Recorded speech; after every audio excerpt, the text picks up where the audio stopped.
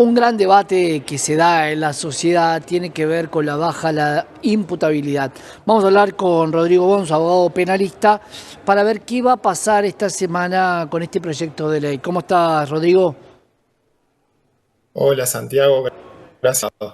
¿Cómo estás vos? Bueno, contame un poco, es una reforma que la sociedad la tiene dividida, como en todo, ¿no? Hoy una sociedad que está dividida no solamente por la ideología, sino también por lo que trae cada uno en sí. Contame qué va a pasar con esta ley.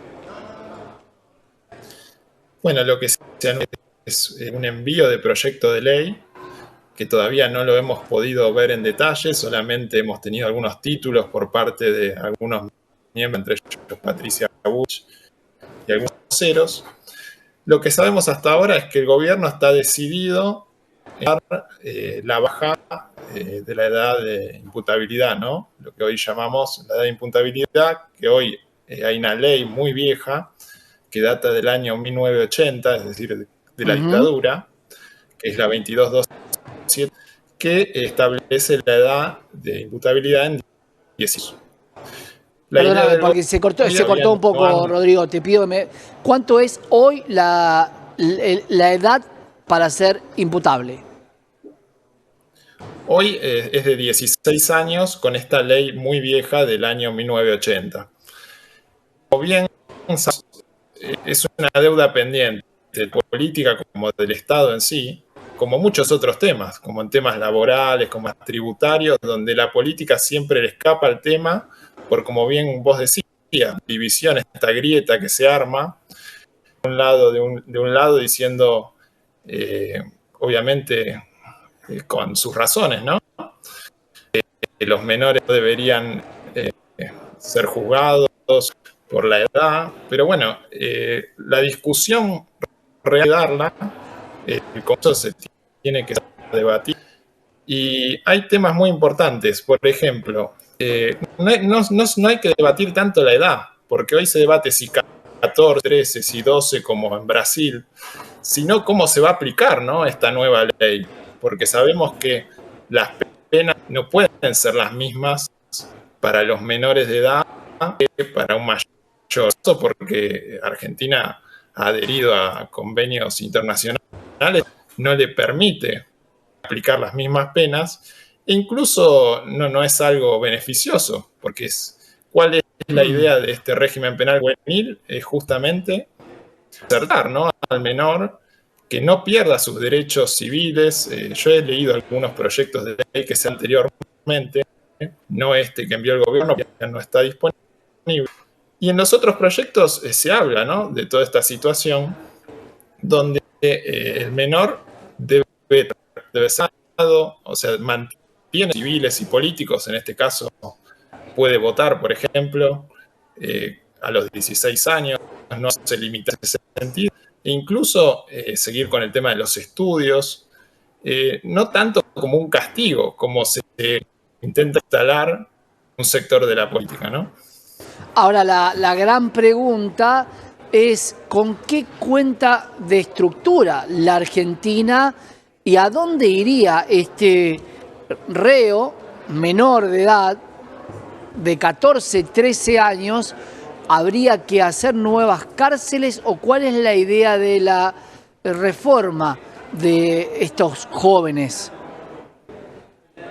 Bueno, por lo que se ha escuchado, por las versiones del gobierno, sí, la idea es que se creen centros de detención juveniles que son separados, ¿no?, de las normales, nada que ver con las comisarías ni con cárceles, sino que justamente es un sector donde debería reinsertarse a ajuste de todo lo que está sucediendo hoy, donde hay Claro.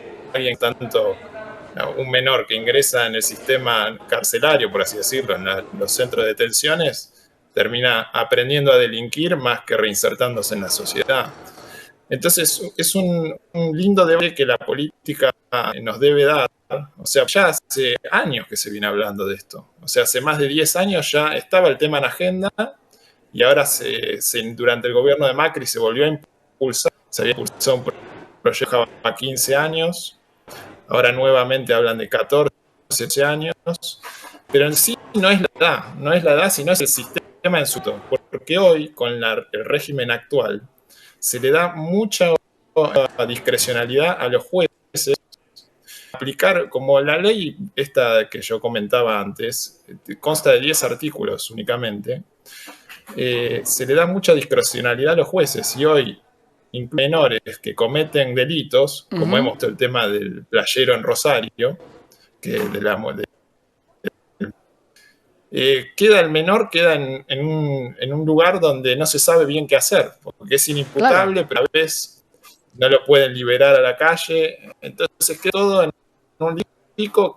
Es la idea, ¿no?, de que se solucione con estos proyectos de ley que están enviando. Siempre me pregunté si las leyes no están hechas para proteger a los que más tienen. ¿Por qué digo esto? Y te lo pregunto como abogado.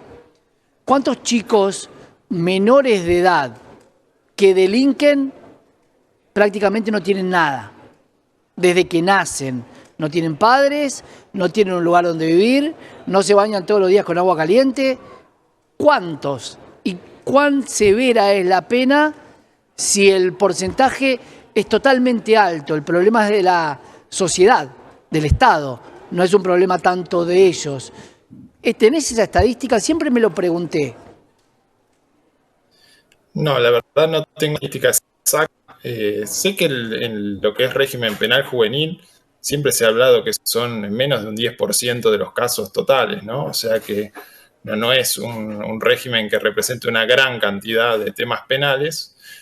Y sí, en los casos donde hay mayor capacidad económica, en general esto se termina solucionando, sale los padres y no termina habiendo en sí generalmente condenas. Sí se da en casos, como vos decís, más de gente vulnerable, donde también hay delitos en muchos casos, como esto que hemos visto en Rosario, donde ahí sí se le impulsa al menor, incluso muchas veces padres, o sea, vemos que el menor está a la deriva, ni está escolarizado, y ahí es donde tiene que intervenir el Estado, ¿no? Donde tiene que dar una solución y no simplemente encerrarlo en 4 paredes, bueno, que no le va a traer beneficio alguno en un futuro. Esa es la parte previa, por eso digo, y acá se abre el debate de bajar la edad a los 14 años.